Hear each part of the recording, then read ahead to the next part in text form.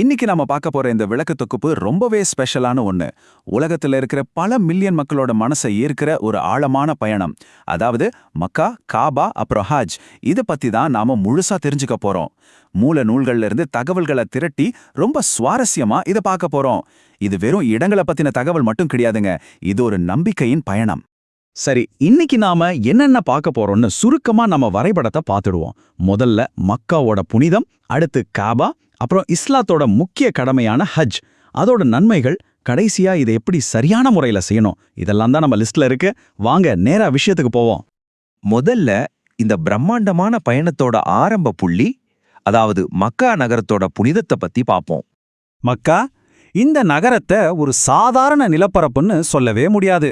இது ஒரு முழுமையான அபயபூமி, அதாவது ரொம்ப பாதுகாப்பான இடம். குரான்ல இறைவன் இந்த நகரத்தோட புனிதத்தை வலியுறுத்தி சத்தியம் செஞ்சிருக்கான் தெரியுமா? பாதுகாப்பு பெற்ற இந்த நகரத்தின் மீது சத்தியமாக அப்படின்னு சொல்றதிலிருந்தே இதோட மகத்துவம் நமக்கு நல்லாவே புரியும். இந்த பாதுகாப்புங்கிறது நேற்றோ இன்றோ வந்தது கிடையாதுங்க. பல ஆயிரம் வருஷங்களுக்கு முன்னாடி இறை தூதர் இப்ராஹிம் செஞ்ச ஒரு ஆழமான பிரார்த்தனையோட பலன்தான் இது. என் இறைவா, இந்த நகரத்தை பாதுகாப்பு பெற்றதாக ஆக்குவாயாக அப்படின்னு அவர் கேட்டத குரான் ரொம்ப அழகா சுட்டி காட்டுது. அந்த ஒரு பிரார்த்தனை தான் இன்னைக்கு வரைக்கும் இந்த மண்ணை ஒரு அமைதி பூங்காவா வச்சிருக்கு. இந்த நிலத்து மேல விசுவாசிகளுக்கு எவ்வளவு பெரிய காதல் இருக்குன்னு தெரிஞ்சுக்கணுமா? நபிகள் நாயகம் மக்காவை விட்டு வெளியேறும்போது சொன்ன உணர்ச்சிகரமான வார்த்தைகளை கேளுங்க. நீதான் எனக்கு ரொம்ப விருப்பமான பூமி, என்னை கட்டாயப்படுத்தி வெளியேற்றலைன்னா உன்னை விட்டு நான் போயிருக்கவே மாட்டேன்னு சொன்னாங்கன்னு. யோசிச்சு பாருங்க, இது வெறும் ஊர்பற்று கிடையாது, ரொம்ப ஆழமான ஒரு ஆன்மீக பிணைப்பு. இப்போ அந்த பரந்த மக்கா நகரத்திலிருந்து கொஞ்சம் உள்ளே போய் அதோட மையப்புள்ளியான இதயத்துடிப்பான புனித காபாவை நோக்கி நம்ம பார்வையை திருப்புவோம். உலகத்துல ஒரு முஸ்லிம் எந்த மூலையில இருந்தாலும் சரி, தினமும் 5 முறை இந்த திசையை நோக்கி தான் ரொம்ப பயபக்தியோட தொழுகிறாங்க. எவ்வளோ தூரத்துல இருந்தாலும் ஹஜ் உம்ரா செய்யறதுக்காக இங்கே தான் எல்லாரும் ஓடி வராங்க. மொழி, நிறம், அந்தஸ்துன்னு எந்த ஒரு ஏற்றத்தாழ்வும் இல்லாம எல்லாரும் ஒரே மாதிரி எளிய ஆடை அணிஞ்சு நிக்கிறத பாக்குறப்போ நிஜமாவே அது மனித குலத்தை ஒன்னு சேர்க்கிற ஒரு அற்புதமான தத்துவம்னு தான் சொல்லணும். இதுதான் இஸ்லாமிய வழிபாட்டோட இதயம். அப்படி என்ன இதுல சிறப்பு? மனிதர்கள் இறைவனை வணங்குறதுக்காக இந்த உலகத்துல முதல்ல அமைக்கப்பட்ட ஆலயம் இதுதான்னு குரான் சொல்லுது. மக்காவோட பழைய பெயரான பக்கால இருக்கிற இந்த ஆலயம் முழு உலகத்துக்கும் ஒரு நேர்வழியா இறையருள் நிறைஞ்சதா இருக்கு. இப்ராஹிம் நின்ற இடம் இதுக்குள்ள இருக்கு. அதை விட முக்கியமா, இதுக்குள்ள நுழையிற யாருமே முழுமையான பாதுகாப்பு பெற்றவர்களா மாறிடுறாங்க. இது எவ்வளவு பெரிய விஷயம் இல்லையா? சரி, இதுவரைக்கும் அந்த புனிதமான இடத்தை பத்தி பார்த்தோம். இப்போ அந்த இடத்துல செய்ய வேண்டிய மிக முக்கியமான கடமையான ஹஜ் பத்தி பார்ப்போம். இஸ்லாம் அப்படிங்கிற ஒரு பெரிய கட்டமைப்பு 5 தூண்கள் மேலதான் நிக்குது. அதுல ஏகத்துவ சாட்சி சொல்றது, தொழுகை, ஜகாத், நோன்பு, இது 4க்கும் அடுத்து 5வது மாபெரும் கடமையாதான் இந்த ஹஜ் இருக்கு. இதுல இருந்தே இஸ்லாமிய கட்டமைப்புல ஹஜ்ஜோட இடம் எவ்வளவு முக்கியமானதுன்னு நீங்க புரிஞ்சுக்கலாம். உடல் ஆரோக்கியமோ பண வசதியும் இருக்கிறவங்க அவங்க வாழ்நாள்ல ஒரு முறையாவது ஹஜ் செய்யறது கட்டாய கடமை.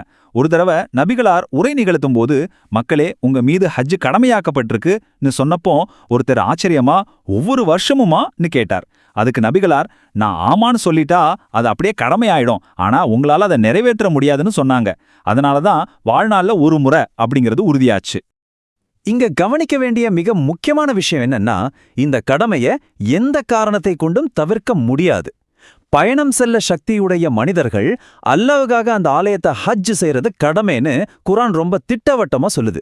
இத மறுத்தா இறைவனுக்கு எந்த நஷ்டமும் இல்லைங்கிறதையும் குரான் உணர்த்துது.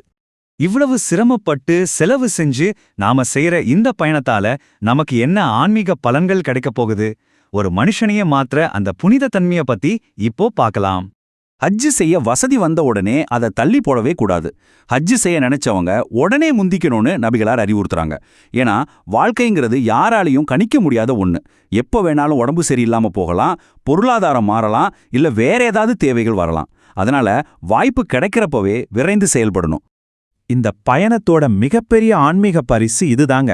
ஒருத்தர் ஹஜ்ஜுக்கு போய் அங்க எந்த ஒரு கெட்ட பேச்சோ பாவம் செய்யறதும் இல்லாம சரியா செஞ்சுட்டு திரும்பினா அவர் இன்னைக்கு பிறந்த குழந்தைய போல பாவமே இல்லாதவரா மாறிடுவார். யோசிச்சு பாருங்க, இது எப்பேற்பட்ட ஆன்மீக மறுபிறப்பு.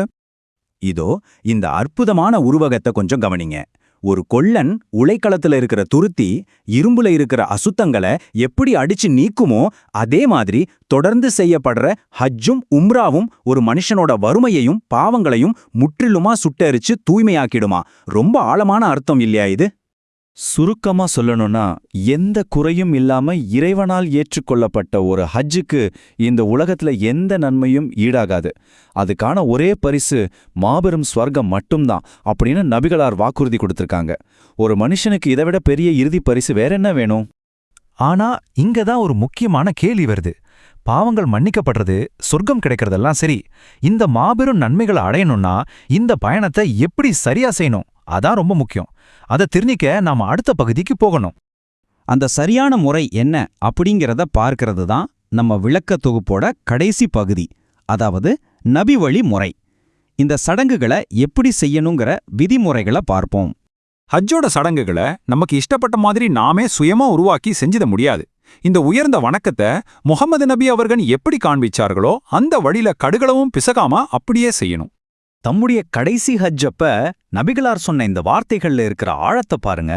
எங்கிட்ட இருந்து இந்த கிரியைகளை கத்துக்குங்க, ஏன்னா அடுத்த வருஷம் நான் உங்களோட இருப்பேனான்னு எனக்கே தெரியாதுன்னு சொன்னாங்க. ஒவ்வொரு செயலையும் தம்மை கவனிச்சு பின்பற்ற சொன்னாங்க. நிஜமாவே இது நெஞ்ச தொடர ஒரு வரலாற்று தருணம்.